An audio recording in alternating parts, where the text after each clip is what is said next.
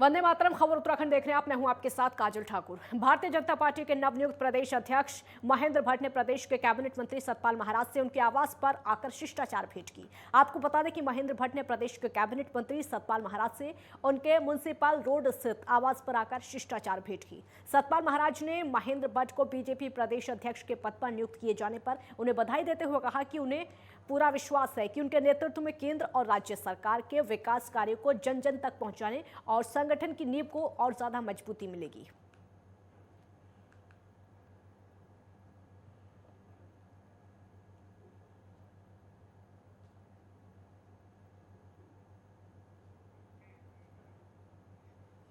संस्कृत शिक्षा के संवर्धन और प्रचार प्रसार को लेकर प्रदेश भर में संस्कृत सप्ताह मनाया जाएगा। इसका शुभारंभ आगामी 8 अगस्त को राजभवन देहरादून से किया जाएगा। संस्कृत सप्ताह का संचालन राज्य भर में 14 अगस्त तक किया जाएगा और संस्कृत शिक्षा को बढ़ावा देने के उद्देश्य से हर जिले में एक संस्कृत ग्राम घोषित किए जाएंगे, जिनके चयन के लिए विभागीय अधिकारियों को निर्देश दिए गए हैं। विभाग में लंबे समय से रिक्त चल रहे विभाग के पदों की प्रतिनियुक्ति और आउटसोर्स के जरिए जल्द भरने के निर्देश निदेशक संस्कृत शिक्षा को दे दिए गए हैं।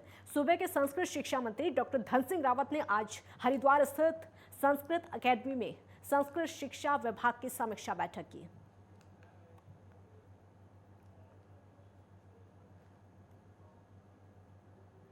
देखिए, संस्कृत के लिए हम हर जिले में एक संस्कृत ग्राम घोषित कर रहे हैं और चूंकि संस्कृत हमारी द्वितीय राजभाषा है, इसके लिए संस्कृत के लिए व्यापक प्रचार अभियान चलाया जा रहा है और ये भी किया जा रहा है कि जितने टीचरों की वहाँ कमी है उसको पूरा किया जाएगा।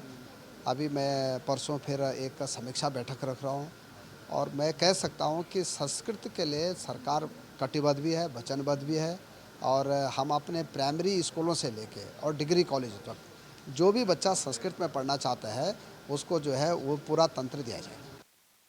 उत्तराखंड में शिक्षकों के ट्रांसफर नीति को लेकर लगातार शिक्षा विभाग अपना खाका तैयार कर रहा है और जहां बड़ी संख्या में अध्यापक चाहते हैं कि उनको मैदानी क्षेत्रों में ही विद्यालय मिले और दुर्गम क्षेत्रों के स्कूल में उनको ना जाना पड़े, इसको लेकर वो हर संभव कोशिश कर रहे हैं और वहीं इसकी वजह देखने को मिलता है कि बड़ी संख्या में वो शिक्षक जो कि सालों से दुर्गम में अपनी सेवाएं दे रहे हैं वो सुगम में नहीं आ पाते हैं, जिसके चलते शिक्षा विभाग अब एक नई ट्रांसफर नीति पर काम कर रहा है। शिक्षा मंत्री डॉक्टर धन सिंह रावत ने बताया कि हमने 15% शिक्षकों के ट्रांसफर कर दिए हैं। साथ ही हम 4 राज्यों की ट्रांसफर नीति का अध्ययन कर रहे हैं। देखिए, ट्रांसफर नीति में जो 15% ट्रांसफर होने थे वो हो चुके हैं। अभी कई लोगों के प्रत्यावेदन आए हैं, उनका जो है निस्तारण किया जाएगा और अब हम 4 स्टेटों की नई जो ट्रांसफर नीति है उसका भी अध्ययन कर रहे हैं और शिक्षक संगठनों से भी मैं लगातार बात कर रहा हूँ। जो भी अच्छा होगा वो किया जाएगा। ऋषिकेश कर्णप्रयाग रेल परियोजना से श्रीनगर विधानसभा क्षेत्र के प्रभावितों को जल्द मुआवजा देने के निर्देश दिए गए हैं। जिला प्रशासन और रेल निगम के अधिकारियों को निर्देशित किया गया है। मुआवजा देने के लिए रेल विकास निगम को 1 सप्ताह का समय दिया गया है और उसके साथ ही श्रीनगर गढ़वाल में निर्माणाधीन बस अड्डा और पार्किंग के कामों में भी तेजी लाने के निर्देश दिए गए हैं। कैबिनेट मंत्री डॉक्टर धन सिंह रावत ने सभागार में जिला प्रशासन और रेल विकास निगम के अधिकारियों की बैठक ली, जिसमें कि ऋषिकेश कर्णप्रयाग रेल परियोजना से प्रभावित श्रीनगर विधानसभा क्षेत्र के परिवारों को जल्द से जल्द मुआवजा देने को लेकर चर्चा हुई।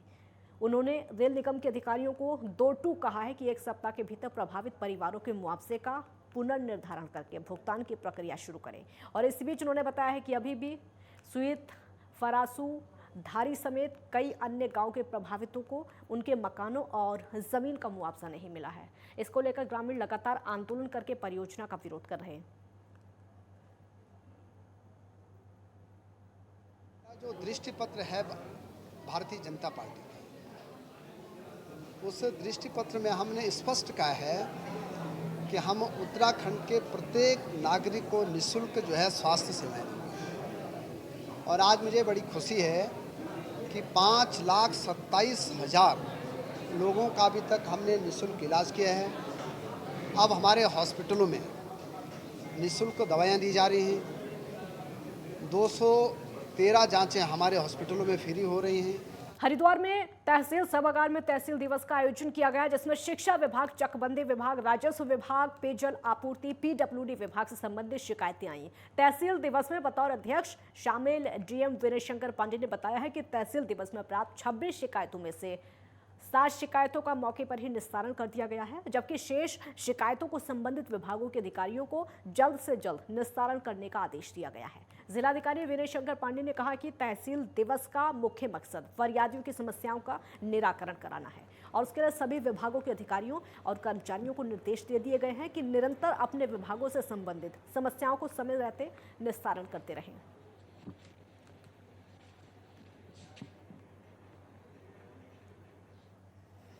पुलिसकर्मियों के परिजनों को सरकार के खिलाफ मोर्चा खोलना महंगा पड़ गया है। पुलिस विभाग ने इस मामले में अब आचरण नियमावली के तहत 4 पुलिस कर्मचारी निलंबित कर दिए हैं। आपको बता दें कि पुलिसकर्मियों के परिजन 4600 ग्रेड पे लागू करने की लगातार मांग कर रहे हैं। हाल ही में परिजनों ने एक पत्रकार वार्ता भी की थी और सरकार पर उनकी अनदेखी करने का आरोप लगाया गया था। इसी मामले पर डीजीपी अशोक कुमार ने कहा कि पुलिस अनुशासित बल है और अनुशासनहीनता स्वीकार नहीं की जाएगी। परिजनों का आचरण नियमावली के खिलाफ है। डीजीपी ने अपील भी की है कि पुलिस और परिजन संयम रखें। उनकी मांग को शासन में भेजा गया है, लेकिन अनुशासनहीनता स्वीकार नहीं की जाएगी। मामले में एक उत्तरकाशी, एक चमोली और 2 देहरादून के पुलिसकर्मियों को निलंबित किया गया है। दरअसल लगातार पुलिसकर्मियों के परिजन सरकार से मांग कर रहे थे कि पुलिसकर्मियों का ग्रेड पे 4600 रुपए किया जाए, लेकिन मामला अभी शासन में लंबित है। इसको लेकर पुलिसकर्मियों के परिजनों में लगातार आक्रोश बना हुआ है। देखिए, पुलिस एक अनुशासित बल है और इसमें किसी भी तरह की अनुशासनहीनता को स्वीकार नहीं किया जा सकता।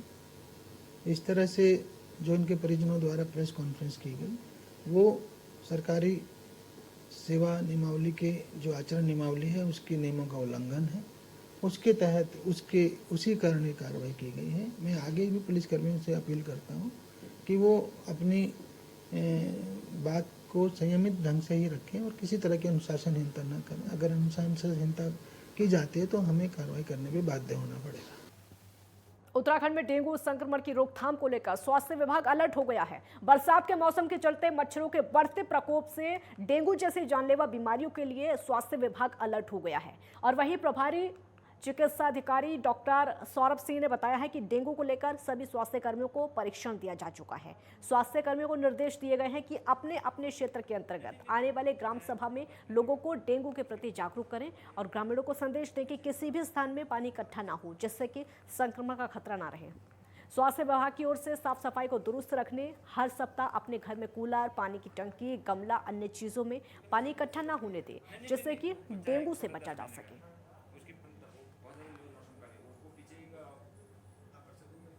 डेंगू जो बुखार है उसके संबंध में समस्त जो है ब्लॉक विकासखंड के समस्त स्वास्थ्य कर्मियों को प्रशिक्षण प्रदान किया जा चुका है। सभी स्वास्थ्य कर्मियों को निर्देश दिए गए हैं कि अपने अपने क्षेत्र अंतर्गत आने वाले सभी जो है ग्राम सभाओं में अवेयरनेस, एक जागरूकता अभियान के रूप में एक संदेश पब्लिक तक पहुंचे कि कहीं भी पानी एकत्रित ना हो। और दूसरा, जो हमारे भौगोलिक दृष्टि से चूँकि ये पर्वतीय क्षेत्र है, यहाँ पे अधिकांश जो है जगह पर्वतीय क्षेत्र होने के कारण डेंगू का मच्छर यहाँ पे कम पाया जाता है। पिछले साल भी कोई ऐसा विशेष मरीज कोई नहीं आया था, लेकिन फिर भी हमने तैयारियां की हैं कि सभी जगह पब्लिक को अवेयरनेस करके कि वहाँ पे पानी एकत्रित ना हो। यदि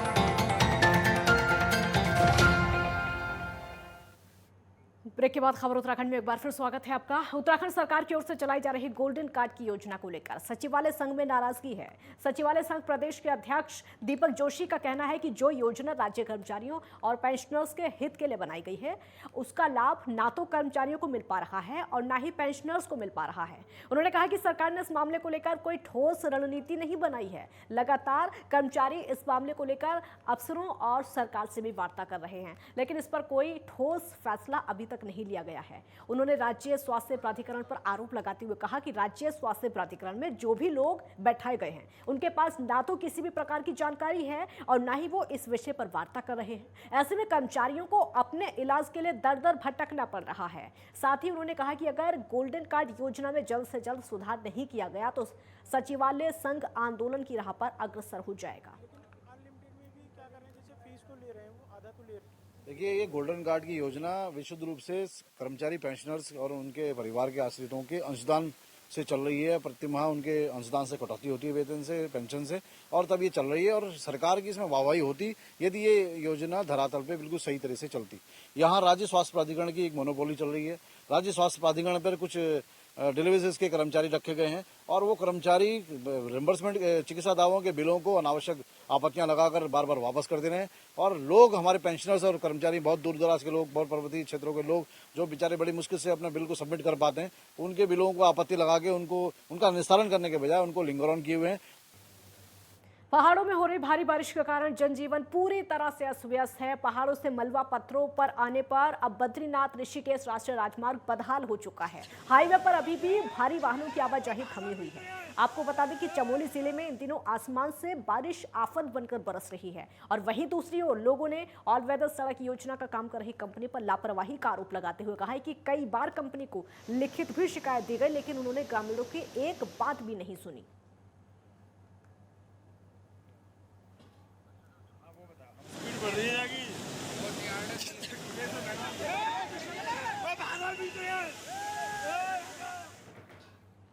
सितारगंज कोतवाली में खड़े लावारिस वाहनों की आज पुलिस की ओर से नीलामी कर दी गई है और नीलामी में बोली लगाने के लिए काफी संख्या में सितारगंज क्षेत्र के कारोबारी सितारगंज कोतवाली में पहुंचे, जहां उन्होंने अपनी अपनी बोली लगाई। आपको बता दें कि नीलामी की शुरुआत 1.5 लाख रुपए से की गई और बढ़ते हुए 3,80,000 पर जाकर खत्म हो गई। सबसे ज्यादा बोली लगाने वाले व्यापारी आकाश अंसारी ने नीलामी में 2 कार और 18 बाइक को 3,80,000 रुपए में खरीदा है और इसी क्रम में एसएसआई विनोद फर्तियाल ने बताया कि इसके अतिरिक्त 5 वाहनों की भी अलग से नीलामी की गई है, जिसमें 4 बाइक और 1 कार थी। इसकी नीलामी कुल 8,300 रुपए में की गई।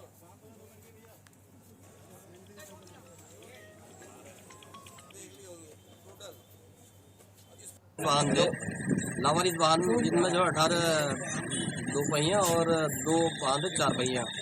इनकी जो बोली लगी थी 1.5 लाख से स्टार्ट हुई और 3,80,000 रुपये बोली छूटी है। और इसके अलावा हमारे पास 5 वाहन, जिसमें 4 2 पहिया वाहन और 1 कार थी।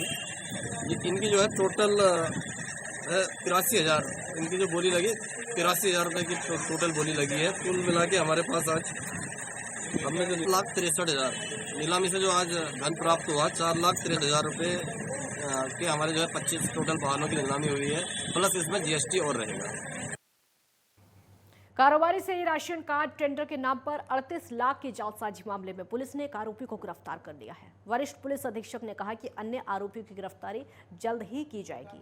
और आवास विकास निवासी अक्षय बाबा ने 11 जून को तहरीर देकर ज्ञान प्रकाश निवासी गोल मार्केट लखनऊ और उसके साथियों पर ई राशन कार्ड टेंडर देने के लिए सिक्योरिटी मनी के रूप में 38 लाख रुपए की धोखाधड़ी कर ली है। पुलिस ने आरोपियों के खिलाफ मुकदमा दर्ज करके एक आरोपी को लखनऊ के गोमती नगर से गिरफ्तार किया।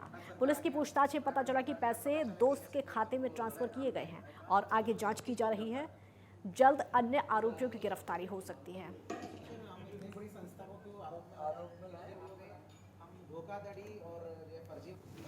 राशन कार्ड बनाने की कॉन्ट्रैक्ट दिलाने के एवज में टेक महिंद्रा और भारत सरकार की समाज कल्याण का जो मंत्रालय, उनको बदनाम करते हुए वो ये दिखाते थे कि भारत सरकार के द्वारा टेक महिंद्रा के साथ हमारा टाई अप है और हम ही ऑथराइज्ड है पूरे देश में राशन कार्ड बनाने के लिए। इस प्रकार एक फर्जी कंपनी खोला इन्होंने ये फर्जी कंपनी में दिखाया कि टेक महिंद्रा का ऑफिशियल पार्टनर यही है, राशन कार्ड बनाने के लिए यही एलिजिबल है, यही इनके पास ही अधिग्रस्त है करके। इसके बाद ये बाकी व्यापारियों को लुभाते थे कि भाई हम आपको जिले वाइज कॉन्ट्रैक्ट देंगे तो पूरे जिले का राशन कार्ड आप बनाएंगे करके। तो व्यापारी जो है अपना नए बिजनेस ओपन करने की इसमें रहते हैं, तो वो इनकी कंपनी का देखकर इनको लगा कि भाई जेन्युइन कंपनी है करके 38 लाख रुपए इन्होंने एक उधम सिंह नगर की व्यापारी भाई से ले लिया। जीएसटी सर्वे को लेकर हरिद्वार के व्यापारियों में खासा रोष देखने को मिल रहा है। आज व्यापार मंडल के पदाधिकारियों ने शहर में चल रहे जीएसटी विभाग की ओर से जीएसटी सर्वे और अपनी मांगों को लेकर सिटी मजिस्ट्रेट कार्यालय पहुंचे और इसी दौरान सिटी मजिस्ट्रेट के जरिए से मुख्यमंत्री के नाम ज्ञापन सौंपा। व्यापार मंडल के अध्यक्ष राजीव पाराशर का कहना है कि आज शहर व्यापार मंडल की ओर से ज्ञापन सिटी मजिस्ट्रेट के जरिए से मुख्यमंत्री के नाम दिया गया है। हमारी मांग है कि जीएसटी को नियंत्रित रखा जाए और जीएसटी विभाग जिस तरह से अचानक से कार्रवाई कर रहा है वो ठीक नहीं है। व्यापारियों की तरफ से संगठन बनाए गए हैं, पहले एक बार संगठन से बात की जाए और हमारी मांगों को लेकर अगर जीएसटी विभाग कोई कार्रवाई करता है तो किसी न किसी व्यापार मंडल को साथ में लेकर कार्रवाई करें।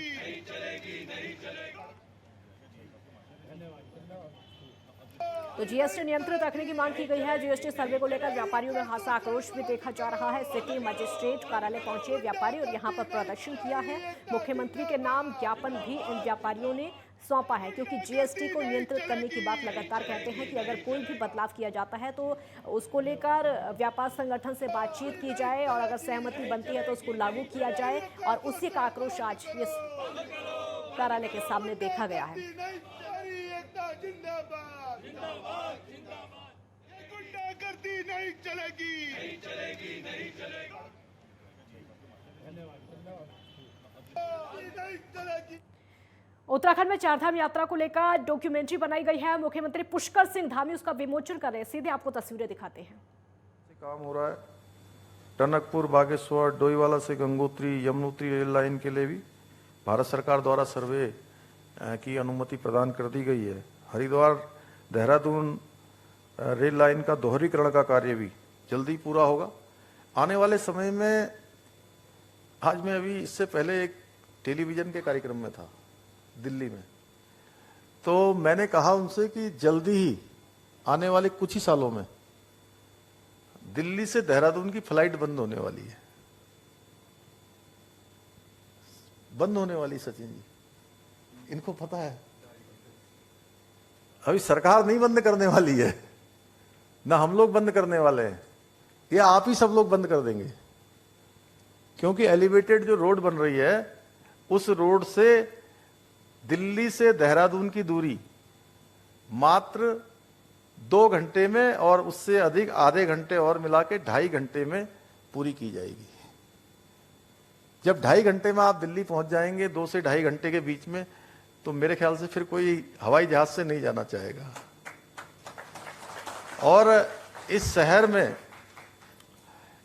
में देहरादून शहर, हमारा हरिद्वार, ऋषिकेश, मसूरी, धनौल्टी, आसपास का जितना भी हमारा क्षेत्र है, इस पूरे क्षेत्र में आने वाले समय में बहुत बड़ी संख्या में पर्यटक आने वाले हैं।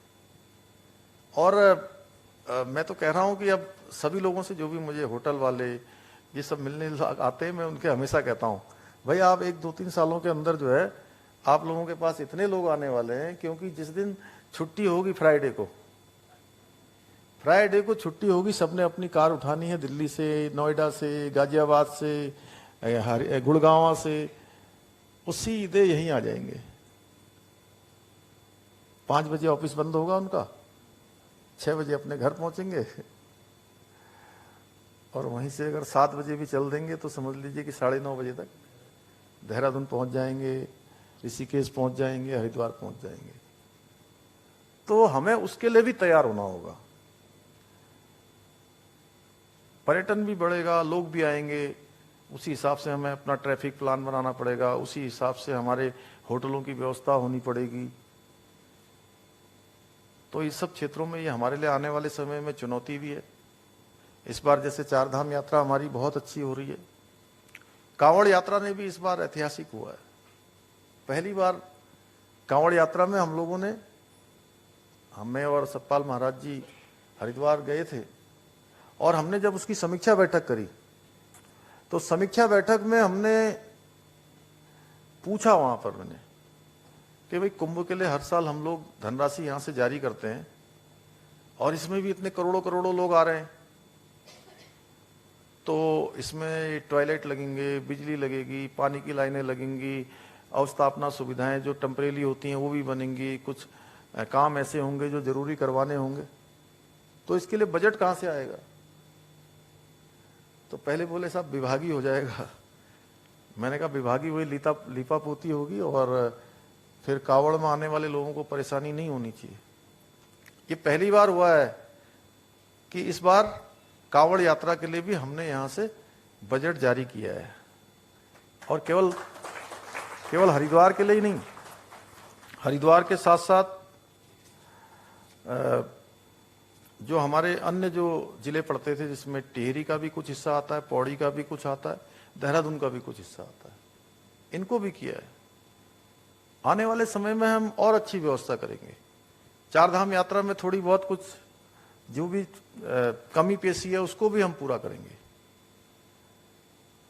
हालांकि बाद में सारे लोग समझ गए। शुरू के दिनों में कुछ इस प्रकार के लोगों ने यह भी माहौल बनाने का प्रयास किया कि चारधाम यात्रा में आने वाले लोगों की इतनी डेथ हो गई है, अव्यवस्थित हो गया है, व्यवस्था ठीक से नहीं हो पा रही है, ठीक से कंट्रोल नहीं है। मैंने और महाराज जी ने, हम लोगों ने लगातार उसकी मॉनिटरिंग करी। सारे हमारे अधिकारीगणों ने भी, सारे हमारे जिलों में जो अधिकारीगण तैनात हैं उन्होंने भी, सब ने, और आम जनता ने भी। और मैं उस क्षेत्र में जितने हमारे व्यापारीगण हैं, उस यात्रा रूट पर पड़ने वाले, उनको भी कहीं ना कहीं कभी थोड़ी कहीं पर परेशानियों का सामना भी करना पड़ा। लेकिन वो लोग, उन्होंने कहा कि 2 साल बाद यात्रा हो रही है और इसमें सबको योगदान देना चाहिए। सभी लोग आगे आए और सबका आज, चूंकि 2 साल से यात्रा नहीं चली थी, 2 साल से यात्रा न चलने के कारण से बहुत सारे जो हमारे व्यवसाय करने वाले हैं, चारधाम यात्रा में काम करने वाले हैं, उनकी स्थिति क्या हो सकती है, काफ़ी खराब हो गई थी। पिछले सालों में तो हमने उनके लिए 200 करोड़ रुपए का एक पैकेज भी सरकार की तरफ से दिया था, जिसमें छोटे होटल वाले, टैक्सी वाले, कैब संचालक, हमारे गाइड, नौकायन से जुड़े हुए लोग, सभी के लिए। तो ऐसे अनेकों चीज़ों पर हम लोग काम कर रहे हैं। और माननीय प्रधानमंत्री मोदी जी हर तीसरे महीने में हम लोगों की भी समीक्षा कर रहे हैं। लगातार हमारी बैठकें हो रही हैं और सारे एक बिंदु पर उनका डिस्कशन होता है। तो पुष्कर सिंह धामी को आप सुन रहे थे, जो डॉक्यूमेंट्री बनाई गई है उत्तराखंड में चारधाम की यात्रा को लेकर, उसी के विमोचन के समय में संबोधित कर रहे थे। खबर उत्तराखंड में फिलहाल इतना ही। आप देखते रहिए नेटवर्क 10। जय हिंद।